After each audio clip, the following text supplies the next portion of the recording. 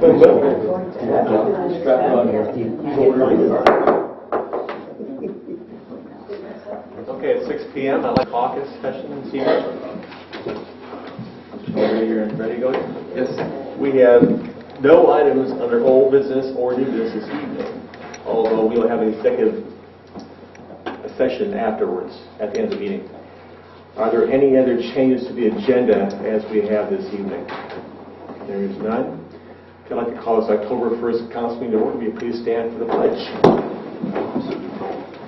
I pledge allegiance to the flag of the United States of America and to the republic for which it stands, one nation, under God, indivisible, with liberty and justice for all.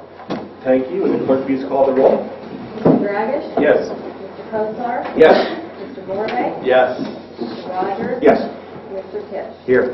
Okay, all present. Okay, you've all received the minutes of September 17th council meeting. Are there any revisions to those minutes? As you have them. If not, they'll stand approved and on record. Under reading communications, Mr. Tisch. I have no communication. Okay, Mr. Dragish. I have nothing at this time. Mr. Morbe. Yeah, Joe, maybe you can kind of let us know what's going on with the income tax department. I've received several calls from citizens that received letters owing taxes, and they've called in, and some of them didn't even live here in the time that they said they owed the taxes. So I told her I had no idea what was going on. So yeah, we did a query of the water bills based and the data from our collections on income tax, and come up with a lot of inconsistencies. A lot of business owners, landlords in the city that have not filed income tax, and that's, that maybe they don't owe anything, but we don't know that. So the letters went out to all of those that were suspect of not having filed income tax, and then we're waiting for them to make it. And Vicky's phone's been nonstop for the last week, basically. She's been lined up calls and very busy getting back. But again, it's just to straighten out our books, our records, to make sure that everybody that owes taxes should be paying taxes. okay. Very good. So we're working with those folks that are... Yeah, oh yeah, and the letter might have been somewhat threatening. However, it's a way of getting their attention and getting them to respond, which that part of the system is working. Yeah. Have we heard anything more about the volunteer energy, the cost? No, I've had a limited amount of calls on that, and so far so good. They are sending another letter out to let everybody know that they're their supplier, and if they are sending letters out to those that aren't in the program, that they can opt into the program if they so choose. And I actually just got a letter today. I did as well. My letter indicated that if we were in before, we did not need to respond to the letter. Right. Yeah, the only conflict there or difference there is if you, at any point in time, if you were in it initially when they started in 2009, I think it was, and then opted out at some point and opted back in, you had to opt back in again. That was the only. My situation was just the opposite, because I'd always been in, and this last time when we changed over to volunteer, I got the letter saying that I had to opt in again. Whatever it was, I did that, and I've been in the system ever since, so it's fine. That's the only one currently that I'm aware of. If you, at any point in time, opted out and then opted back into the program, you need to get back into it. And Joe, do you have any updates on the properties, Kirk Road, Hickory Hollow, those properties that have been... Yeah, that was a report in correspondence. I did receive a letter from the fire chief notifying the property owner as well as the sheriff's cell, the auditor's office, that he's recommending certain items be taken care of in that property, or recommending demolition of it. And that we'd have to basically wait, if I'm not mistaken, 30 days to see whether they make those improvements to the structure, and then we can collectively decide whether we want to demo the property or not. And that notice has already been... I received that Monday from the chief, so it's been sent out. Okay. Only one other thing, somebody brought this to my attention. If you're going northbound on 46, right there by the old North the old North Church skyline, there seems to be a dip in the road that's occurred. It's like sunken. I don't know if you've noticed that or not. But yeah, No one's brought that up. yeah, take a drive down there and you'll see, because I did and I seen what they were talking about. It seems like maybe the road sunk or something there a little bit. Oh, There's a little Near dip. Skyline, then, would that be? or- Yeah. I don't know. I've been away a lot too also. Yeah. Check that out. And that's all I had. Thanks, Mr. Morvay. Mayor Kosar. I have nothing. You have nothing there. Okay. Joe? Yeah, the one I had just mentioned, I received a letter from the Cardinal Joint Fire District and also the invitation to the city, basically the entire community, to attend the ribbon cutting for the library. One thing that I did get a call from the library, and that now that they've have the facility under contract, they've had it fenced off, and we may have an issue or problem with parking, so we're asking anybody that is planning on attending that event to utilize the old IGA parking lot that's available, and it's just across the road from where the groundbreaking would be, and that probably would be the most convenient spot for parking. Okay. That's it. That's all I have. Okay. On reports of committees and the city manager, Mr. Dragish? Nothing. Mr. Morvay? The fire district, the only update I have is the Fire Prevention Week, which is October 5th through the 11th. And on the 11th, both stations are having an open house. And I encourage you citizens, if you've not seen our equipment or talked to our personnel, our chief, our deputy chief, I encourage you to do so. Those stations are going to be open on the 11th, and everybody is welcome. Very good. Mayor? I have the report for the month of August, and the reason you're getting it today, several weeks late, I was not able to attend council at the last meeting, so I will give that report now. Our gross collections for the month of August were $6,547.86, and after we paid the various fees that we had to pay to various funds, we were able to net $5,053.16. And as part of my campaign to let you know how the police department is operating, in the month of August we made 420 traffic stops. We gave out 372 warnings, so that was 88.5% warnings, which means that we were giving 11.5% citations for all of those stops. I think that is noteworthy for the Canfield police, who periodically get accused of stopping people and just giving out tickets. We're giving out 11%. 1 out of 9 stops result in a citation. I think that is good. I think that is healthy. Every stop has probable cause. We're getting some uninsured motorists off the roads. We're getting some people driving under suspension. And we're finding a lot of drugs that we might not see if we didn't make that stop. And it's always for probable cause. So I guess I'm saying to you, I think our police department is doing an excellent job. Okay, very, very good. Mr. Reno? Yeah, I did have one other item of correspondence. I received a letter from one of our water customers that had paid their bill through an online service, and it didn't make it to our office in time and was charged a late fee. Again, we have a lot of this happen in the city, and we encourage people to pay their bill early so that they don't get caught up in this, because we do have what they consider somewhat of a grace period. There's a due date, and then there's a period before you get charged a late fee, and they seem to wait until that late time period before they send it in, so it's a day or two beyond that. I had the water department check the individual that made the request, and there were penalties back in 2013 and also in 2012. So council is the only one that has the authority to waive a penalty. I'm just asking what your thoughts are on this. The bill was in excess of $500. The penalty on the bill was 51 and some change. Do you know how late the bill was? Or? 2 days late. Beyond that second, it's basically about a week late from the due date. Councilman. Mr. Fish? I personally am opposed to waiving the penalty. The provision placed in of that grace period was to cover just exactly that situation. The due dates on utility bills, I believe, are set for the 15th of the month.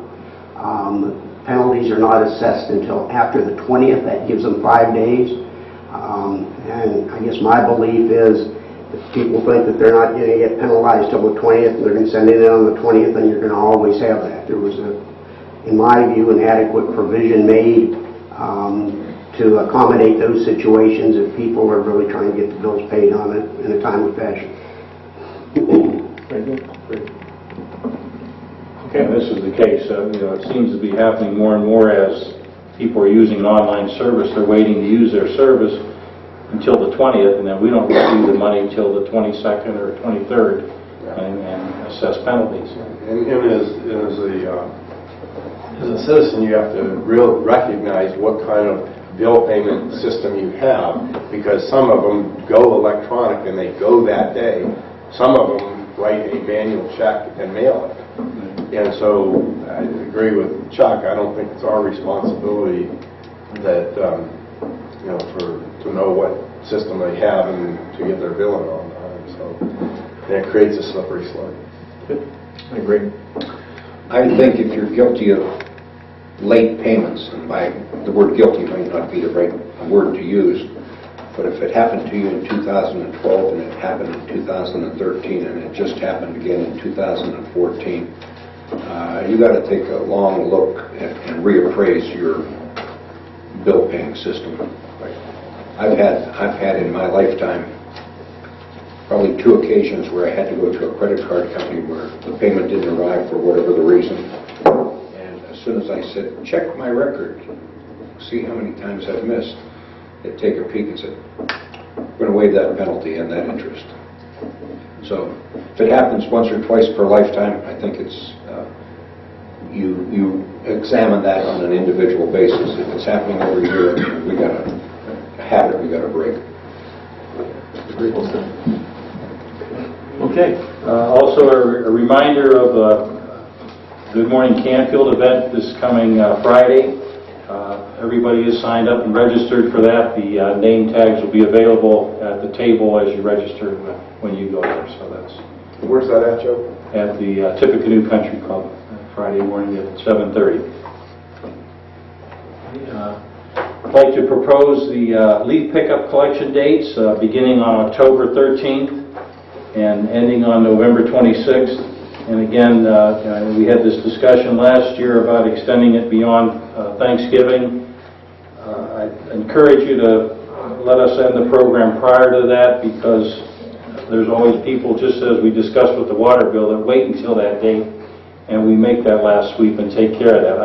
I don't want to advertise it after Thanksgiving and then have people wait till then to start putting it out. Last year we ran into an issue with snow. We had a lot of leaves out there that ended up staying throughout the winter because they were in that situation. So I would hope that we can conclude the program on November 26th, and I assure you, weather permitting, we will make that sweep, and if there's anything out there lingering, we'll pick it up. I'm fine with that. Yeah, so I agree with that too. And lastly, talking about winter road salt, ODOT did get another bid. There are some strings tied to the bid, however. They're quoting us now $105 a ton, which is somewhat lower than what the last bid was. However, that's the price at the dump in Ashtabula. ODOT has agreed to transport that salt to nearby districts. However, they haven't clarified or told us exactly which districts are going to get the salt. I've been communicating with our local, and they're not certain, but they're guessing that there'll be one of them. But again, without knowing that, I'm not ready to commit to this price. If we have to truck it to I don't know what the next district would be. If the main district is in Ravenna, I mean, that's not, the trucking cost is going to put us way over the top. And we're still talking with a couple of the county engineers. Trumbull County and Mahoning County are still working on a possible price for delivery of just under $100. So that's kind of in the wings as well. So the ODOT issue, we need to determine by Friday what we want to do. We've committed earlier on in their program to purchase 500 ton. What they're offering to communities, that you can reevaluate that amount. You don't have to take the 500 ton, but you need to tell us what amount you will take. And if those communities that don't take their full, if we decide to take 200 ton at the ODOT price, they're going to put the other 200 ton out to people that haven't opted into the program that may want to take advantage of it, because there are still counties out there that have gotten no prices for salt. So it's a very interesting situation this year, to say the least. And in the next couple of days, we've got to make some real tough decisions. And refresh my memory, what did we pay for it last year? Last year, $27 a ton. We did opt into the ODOT program, and we were more fortunate than most. We bought salt during the summer salt program at $46 a ton and thought that was high. Yeah. We are completely filled. We have 700 tons at that price, but if they're going to have the winter that we had last year, which everybody seems to be predicting, we're going to need about another 500 tons. Wow. Yeah, I know we don't want to be in the salt business, so can we sell this stuff? Love to have a salt mine right now. I will certainly keep you up to date as to what we do there in the next couple of days. Thank you, Jim. That's it. That's all I have. Hey, question with that.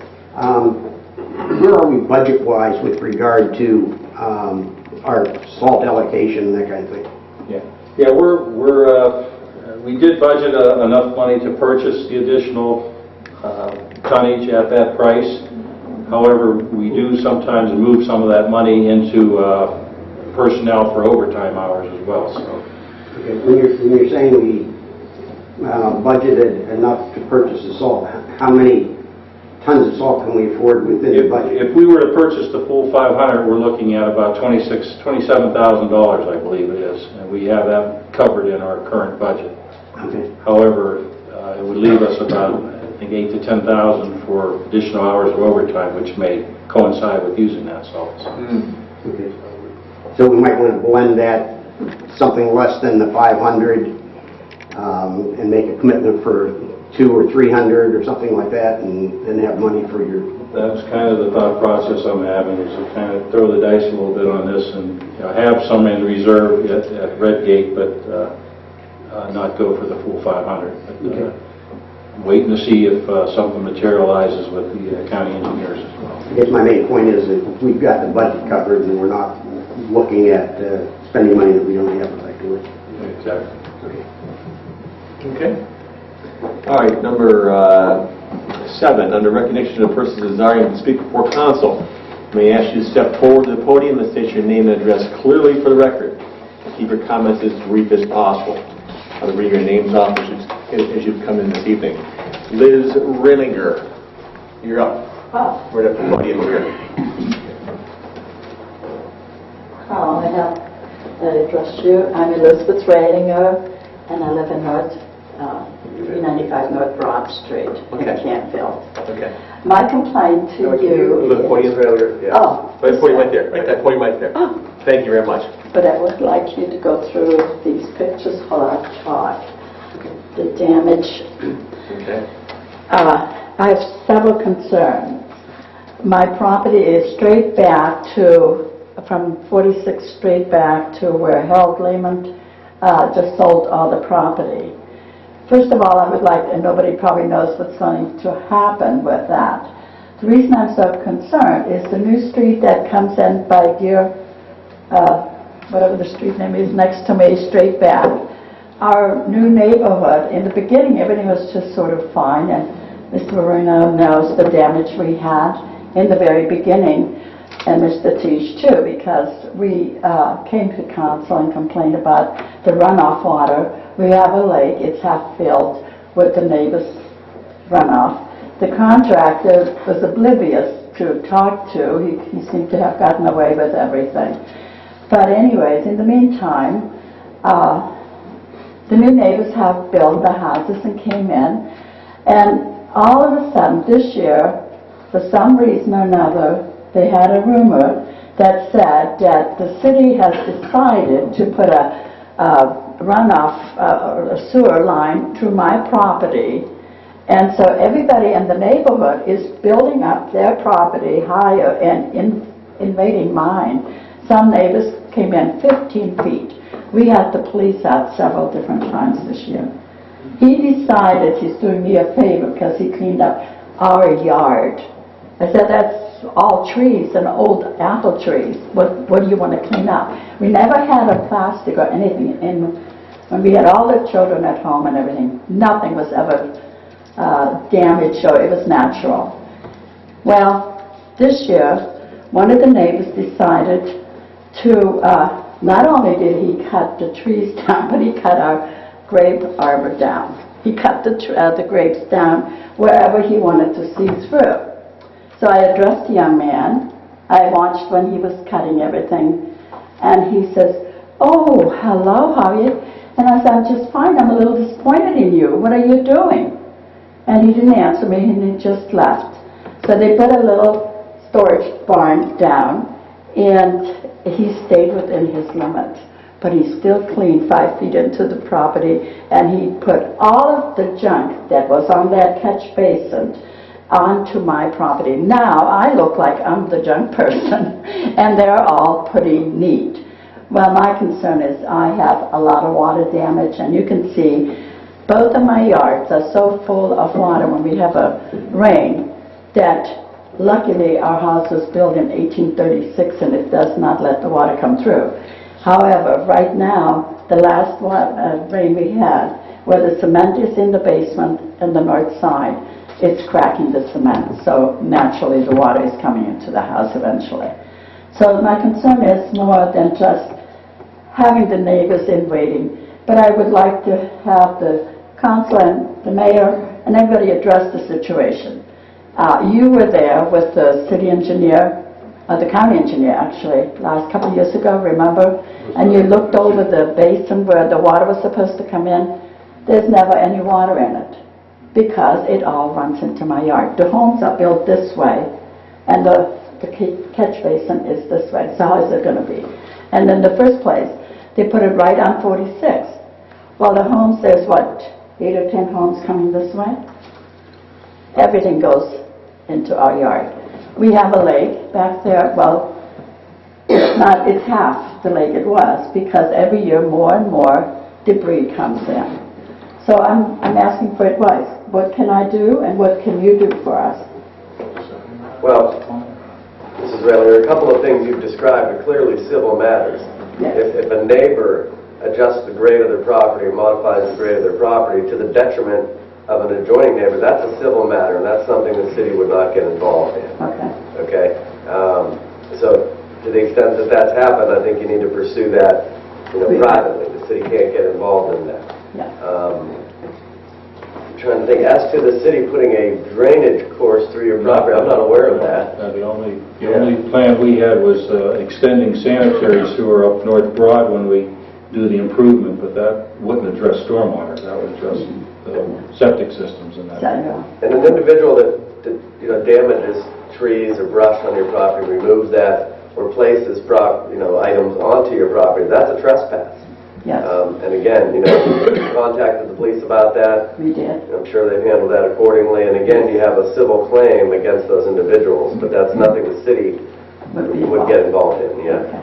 Well, actually, when the young man last year, we had the police in 3 times because he kept saying, I allowed him to come over to my property. All I allowed him, when he cleared his part, there was the wild rose bushes growing, and I said, cut them off. He asked me if you can cut them down. I said, yes.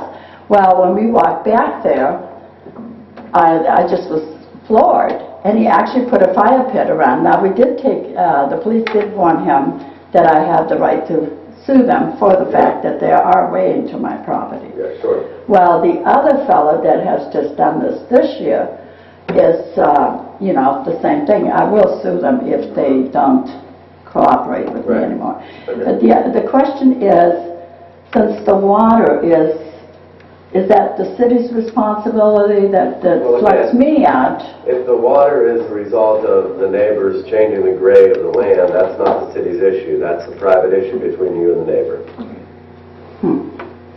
Even though the contract in the beginning, legally, my husband was a builder, and he says, and he built many homes in many different areas. Right. He says no one ever had the right to build a basin down in front where no water could run in. Well, I'd have to talk to Joe about that. I've written an opinion letter recently, provided it to Mr. Marino, about stormwater issues at neighboring, properties. And in essence, Ohio law says that's a private matter between you and your neighbors. But I'll be glad to talk to Joe about that issue you just raised. Actually, the county engineer, he was here that day we walked back there. That was our representative from MS Consultants. It was, Okay. It was the city. Well, he agreed that this was totally illegally done. But, But again, that's between you and the neighbors, most And the likely. neighbor. Yeah. well, that's all I have to say. Thank you. Thank you, Liz, I appreciate it. And you have the album and Yes, you know the water we got damage and all the that. tributes. Thank you. Thank you. Mr. Saunders, I just like to comment. Wait, one comment first. Liz, one comment for you, Joe. Liz, Liz, you brought this up to me before, and I've walked over there, Yes. and she's right. I mean, there's never water in that basin that's supposed to catch the water. There's never. Yeah, I was explaining to Mark, when they initially built that development, there was a swale along the back property line to direct the water into that basin, but as the homes were built along, is that Oak Tree that runs through? Yeah. Oak Tree, they had filled that swell in. It's non-existent today, and when I was back there with you. I have to disagree with you because there was never, the property was even with my yards. There was a wooded area straight back. It was not any way that the water would ever run to Route 46 or anywhere. There was a storm sewer run from the pond back about 2 or 3 properties in there, and they did have a swell cut before they built the homes. Yeah, but that was from the farm, actually. There was a storm drainage for the orchard. There was a fruit orchard there. Okay, but that's now gone. Yeah. Yeah. That would have never had the effect for the yardage up in front. Okay. Hi, Jack.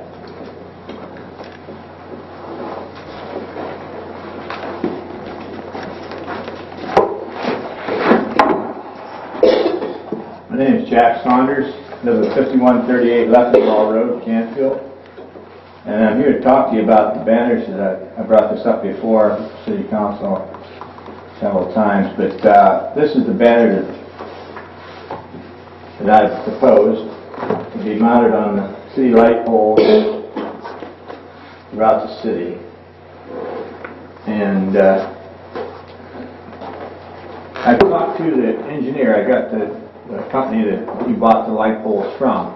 I talked to their engineer about putting a banner like this on the poles and what kind of stress it would put on a pole. Everybody I've talked to has been telling me, that the poles will snap if they have banners put on them. And according to the engineer, he says all poles are designed to snap, and the snapping takes place on the base of the pole. And they're designed to break at anything 85, 90 mile an hour winds or over.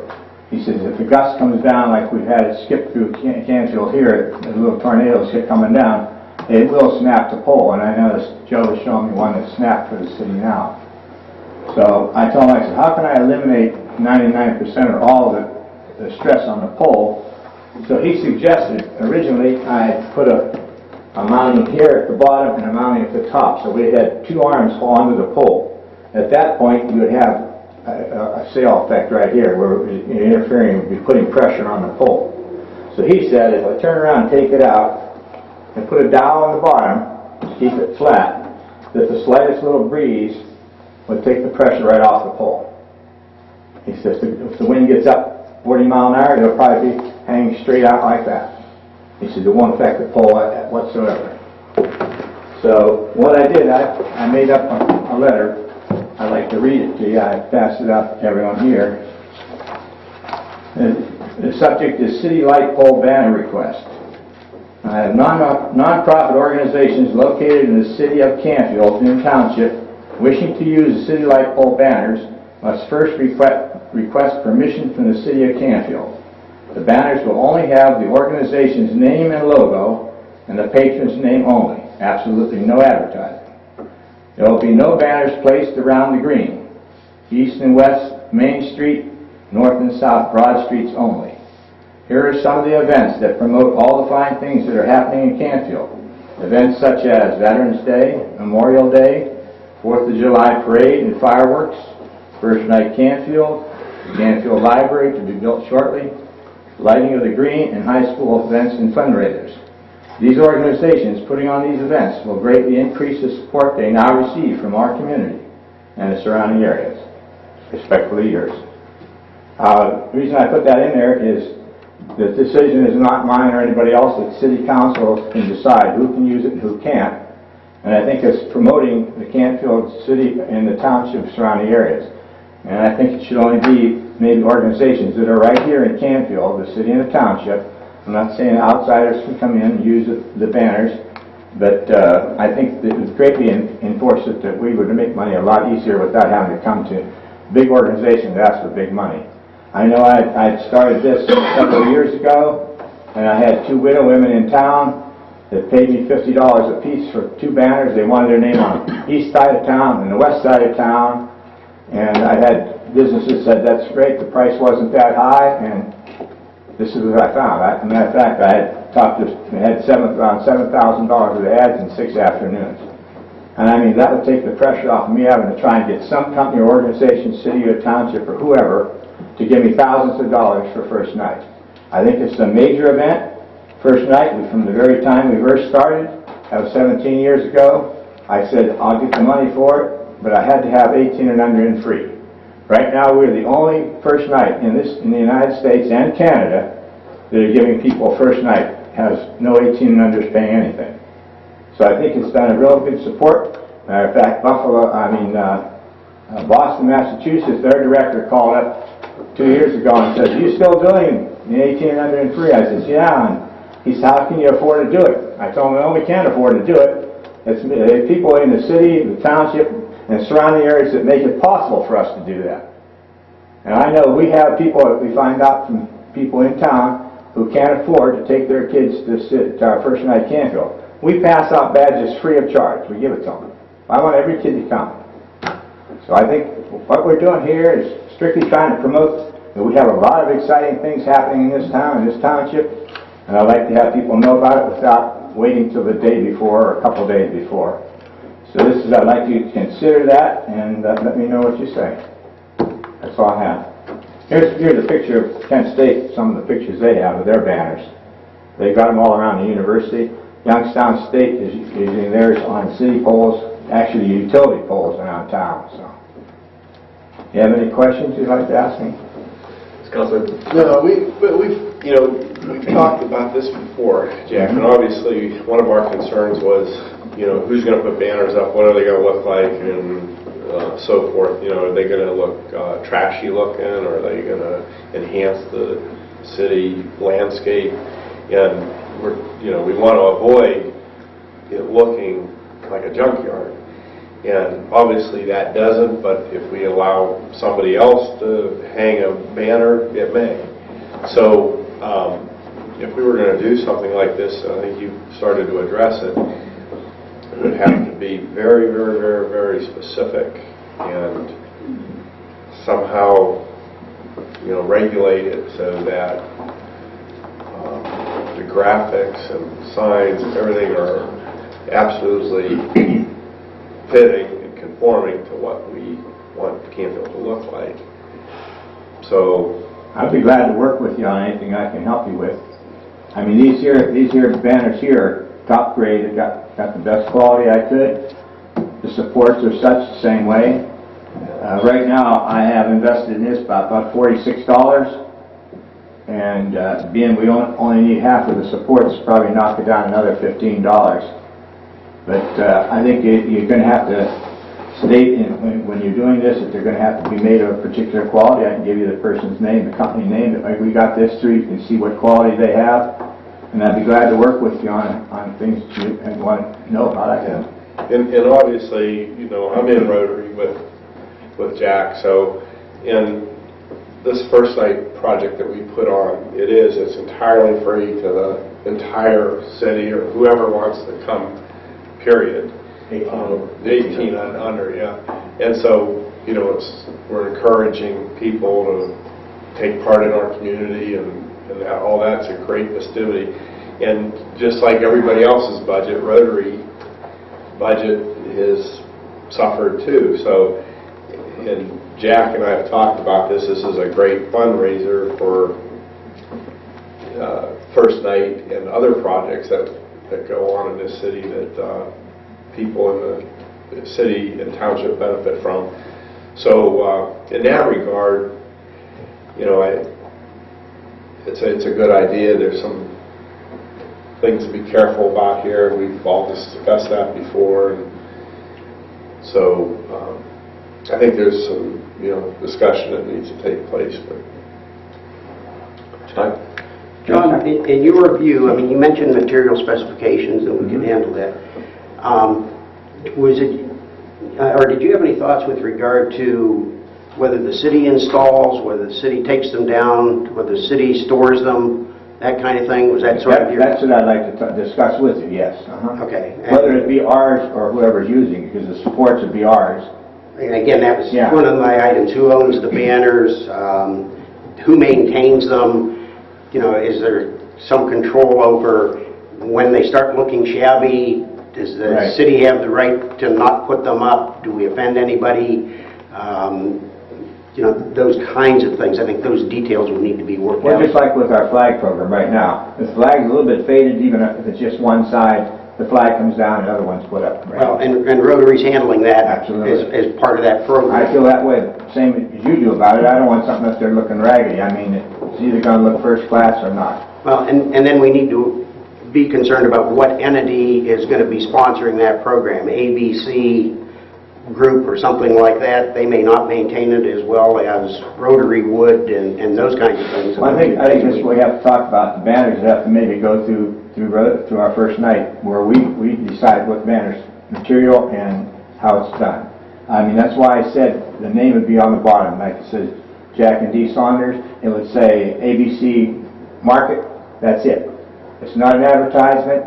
It doesn't say the name, the address, or what special they have. It's not an advertising thing. It's a patron's name. And we get that, and they see that people see this. Like I'm saying, if we divide $300 in what they give me, if they give me $9,000, well, they'll have 30 banner sides. Yeah. Is it your thought that this would be a First Night project? That First Night would actually sell the banners to the individuals? Correct. And they're responsible then for the purchase of the banners based on the material and... No. That's just their patron ad that they're getting. The banners will still be ours. Okay. They still have it like on the back side. If it doesn't have a name, it has just our logo and the name, Canfield First Night. So it's going to look good from both sides. So I'll be a blank banner. But as we sell the banners and get the name on it, fine. If they do not do it the following year, bound letters will be able to be peeled off. The top ones are permanently put on the banner. I see. Okay. So I try to cover everything. If you have any questions you have, let me know. I'll take care of it for you. What length of time, Jack, would you want these up? You know, what length of time? I'd like to get them up prior to the First Night, and I'd like to run them for like 30 days. It's something similar to our flag program. We put them up the week before, they're up the week of the particular event, and then take it down. So I'd like to do it that way, but in the wintertime, the weather's going to have a touch and go on that too, so we'll have to work around that. Can you provide us also a letter from the manufacturer, post manufacturer, stating that they are telling us that yes, that will withstand. I can get that for you. We need to have that well documented, not just a phone call for them. No, it'll be in writing. Give them that, so that will be able to withstand the weather and not create problem for us. I mean, liability for that matter too, for the city. That's what I'm looking at too. Like Mark, last time I was here, remember Mark, you wanted insurance and you wanted the city of Canfield additional insured. Right. We were covered for $1 million per incident, and we had to put on the letterhead that you people are covered also. So I just rode it up through Hiram because we were on our motorcycles. We rode up through Hiram, and they had some banners about the school and about different things that were happening in the city. And to be honest with you, it was not intrusive. It was actually kind of attractive, you know. And they were advertising their city and telling, so. Well, I'm looking at just like the library now. We got a bill coming up here for that. It'd be nice if people could put their name on the bottom of a banner for our library, and businesses could turn around and put their business name, nothing else, just the business name as a patron, as far as sponsoring our library. I think we can come up with some nice money for that. You've done this somewhere else, haven't you, Jack? Yeah. Where did you do this? Youngstown Airport's doing it now, yeah. And what kind of money are you raising there? Well, right now, we got a meeting up there. I'm supposed to be up there in 15 minutes, so can I have police escort? I'll let the wife drive. I won't be driving. You got the mayor's permission. Go ahead. Okay. We'll escort you to the city limit. Oh, geez, thanks. Well, I would think, I mean, and I'm kind of with John on this too, but I think if we had like a number, and I think this is something that would have to be worked out before we, move forward, but I think if we had like a number of different ones that they were going to be, and those particular things, each one of them ran through a process of guidelines, and they would have to meet those guidelines. At that point, once those were, say, approved and whatnot, then the names on the bottom would just be coming off and on, and everything else would be okay with it. Right. So I think as long as if guidelines were established on what specifically was to be put on there, I think it would be easier. Yeah, and we have to be careful too that we don't allow and create a slippery slope that anybody can hang a banner for whatever reason. Right. That's going to be a difficult difficulty. Right. The zoning ordinance prohibits us flat out. Right. Well, like I was thinking, like for Memorial Day and Veterans Day, we have a particular veteran would want to buy the banner. They could buy the banner until it's used or where it has to be replaced and they purchase another. But have their emblem of their service and United States Army or United States Navy, and then put their name and their year of service on the bottom. I think that would really show off to people what they did for the community here. Probably a lot of them giving up their lives and everything. I think that'd be something that would really stand out. Yeah, I agree with that point. Yeah, veterans, no question about that. Phil? Any other Discussion, I guess we'll get back to you. We'll discuss it, and we'll get back to you. Chuck, I'm sorry, Dolores, you want to Yeah, come I was forward? going to say, part of Wait, you step forward, give your name and address. She's not related to me. We got the same name. That's your wife. Okay, go ahead, Dolores. Dolores Sonia, I live at 5138 Leffingwell, and Jack and I have been working on this a lot. And part of the cost would be to pay either a group or the city or whatever to hang them and take them down, because everybody, should be responsible and, pay for their service, and be accounted for that. But actually, you've had a lot of banners. I've seen it in all cities and that, but nobody ever thought of it as a fundraiser. Like things, you have computers, and then you never thought of it having it in your pocket. So this is maybe just a new thing that nobody ever thought of using, and since money is so scarce, if you get 50, you got a couple $100, where we can't go and get $10,000 there might be. And this would be a great way to raise money for the library. It wouldn't be, everybody uses the library, and $50 would be nothing, and that would help fund that. The other thing I said about, heard me state in this letter, is not to be used around the green. The city puts up nice wreaths, beautiful wreaths and that stuff during Christmas and the holidays, and I think that should be reserved for what the city's using, and not for any support for any organization. Respect that. All right, Jack. Thank you so much. Thank you. Thank you very much, Jack. Appreciate it. I can read this. Marty Murphy, Well, this is perfect. Marty Murphy? No, yeah. I'm going to plug in all of that. Sorry, Marty. As president of the Junior Women's League of Canfield, on behalf of the Junior Women's League, I would like to thank the city, the police, and the fire departments, as well as our city manager, Mr. Borino, for helping us to have another very successful fall market on the green. As some of the council may be aware, the monies raised by our club at this event fund 3 $1,000 scholarships for graduating seniors to be applied towards their college education. Thank you again for your continuing support in this community tradition with our club.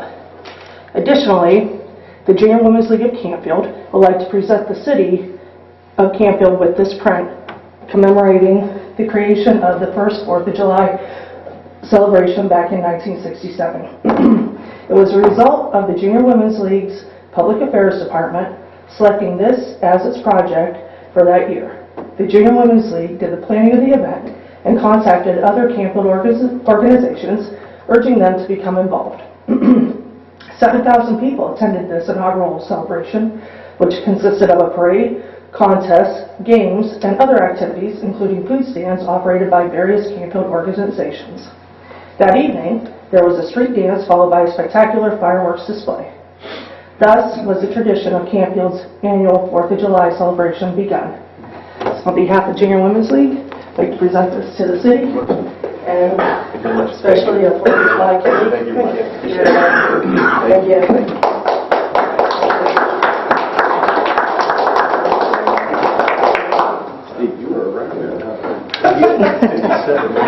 On that time. Thank you, Mr. Staff.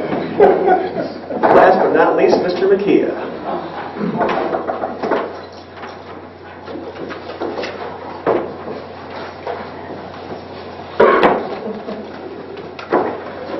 Good evening. I'm Frank McKee. I reside at 220 Glenview. This is my first time here.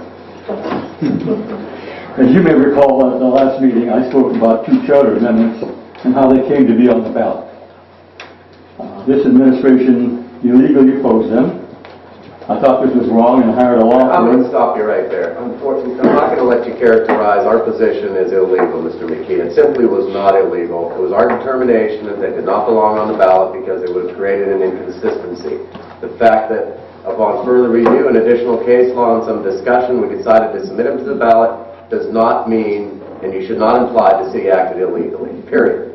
You have your opinion and I have mine. Well, stating that city's action was illegal is more than an opinion. I'll say what I have to say, and you're entitled to I just did. what you want to say, okay? I did hire a law firm at my own expense to challenge this ruling. According to my lawyers, the administration's position was illegal and could be subject to further legal action. Yes, that does paint a black picture, but in my opinion, you did break the law. Council then agreed to forward the petitions to the Board of Elections. They were found to contain an adequate number of signatures, and the issues will be on the ballot. There was some discussion at the last meeting which I would like to follow up on. Exactly what Robert's Rules of Orders do they violate? I also want to know, well, it was also said we're going to be here at midnight, until midnight. Isn't that somewhat of an exaggeration? Remember, these amendments specify a 3-minute limit for any single discussion and no more than 30 minutes for a single issue. If you, administration people, are going to tell your neighbors and everyone you can be sure to tell the whole story.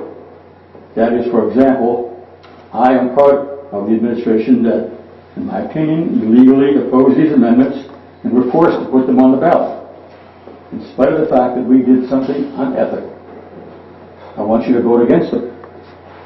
I wonder how that will sit with your neighbors. You've been elected to do a job, now you have term limits. That hurts. After hearing how callously you've been treated, I almost had tears in my eyes. But reality set in. In case you haven't noticed, term limits are a hot item nowadays. You're not exempt. You can serve 6 years as things stand today. What more do you want? Our state senators have term limits. Our governor has term limits. Our president has term limits. It's good enough for Canfield. Speaking of putting in time, let me tell you a short story. In order to get these two amendments on the ballot, I have invested approximately 120 hours. It takes quite an effort, and I've done it 3 times. I think I have enough energy to do it 2 more times. To put that in perspective, I put in more time in 1 year than any of you will spend in these meetings in 4 years, except the mayor. Not to mention the expense of hiring a lawyer to exercise my rights. Each of you know how much you were going to get paid when you ran for office. It's not a place to make money. Don't complain about it. So I'm not too sympathetic in regard to the time you spend as part of the city government. Overall, council seems to be throwing up a lot of smoke and fluff to obscure the amendments. The city attorney tells a different story than Mr. Morley as to why the amendments were held. Let's get a single story straight. In regard to Mr. Scribola's comments, the charter amendment does not require time to speak before the items are dealt with. The amendment opens the floor to residents before a final vote is taken. The time to discuss an issue is when they are on the floor, not beforehand in the time allocated to individuals to address council. At that point, no one has heard council's discussion. Apparently, council fears losing their domination of issues and the meeting process. Mr. Scribola had some pay issues. There are lots of ways to address this. From my days as a salary person, employees were kept classified as exempt, which means you do not get paid for overtime. You spend enough time to do the job. Our finance director and police chief are salaried. You mean they cannot attend 2 meetings a month? If that disrupts their life, take some comp time. The zoning inspector and public works are paid hourly. Why not offer them compensatory time off, or on council meeting days, come to work later in the day? Mr. Scribola failed to mention that this practice is already in place. The zoning inspector sits on 2 commissions. On the meeting days, he stays in his office until meeting time. In a year, he gets approximately 60 hours of comp time. I'm also sure that Mr. Scribola knows that during his 8 years on council, the city frittered away over $100,000 a year on the Red Gate Farm. But we are worried about spending some money to put a little transparency in the city's functions that we taxpayers pay for. Yes, I did attend 1 budget meeting. I've also showed up at council meetings for over several years. Overall, the pay issue is more smoke and fluff sprinkled with foo-foo dust to obscure the issue and protect the council's exclusive territory. You've heard that term. And lastly, at the end of this year, there are 2 persons on boards and commissions whose term expires. Let's start now, soliciting for persons who may be interested. Perhaps the town crier and vindicator can mention this. I also do not believe persons interested need to submit a letter. A simple phone call should be sufficient, or stop in at City Hall to express their interest. Why complicate the issue and make it more difficult for people to express their interest? I'll have more on this at a later meeting. Thank you for your time. I'd just like to make a couple comments, please. Okay. We've had a system for years and years and years here. And we've kind of even refined it this year where we put the issues on the website so that the resolutions and ordinances are all on the website prior to the meeting. And prior to that, they were available to anybody that wanted to come in and know what council was talking about or voting on. And so there was a system there. And again, I've asked Patty, how many times have people come in and said, I want to ask the questions to the finance director or to this person or that person, and her response was none. And so the system was in place.